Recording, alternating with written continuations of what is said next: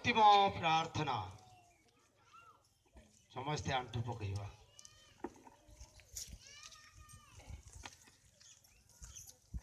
विभु तुम्बर आदित्य पुत्र आम मानकर प्रभु जे श्रेष्ठ अमूल्य रुधिर रे कृषध्वजा पवित्रीकृत कर बिना विधान कर एपरी जो माने से कृषध्वजा तले रुंड होई तुम्बर पुत्रंकर जयगान करिवे से माने तुम्बर शरणर महल आस सर्वदा लाभ करि परिबे।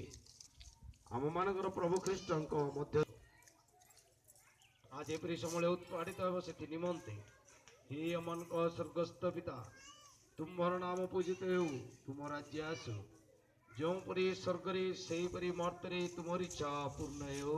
आज हमार को दैनिक सहारा दियो हमार जे पंजर अपराधी क्षमा करो तुम से पर हमर अपराध क्षमा करो प्रलोभन रे पड़िबा को छाड़ो नाही किंतु मंदर मान को रक्षा करो। नमस्ते मरिया अनुग्रह पूर्ण प्रभु तुमरी संगरी नारी मानक मध्य तुम्हें धन्य एवं धन्य तुमर गर्भफल जीशु।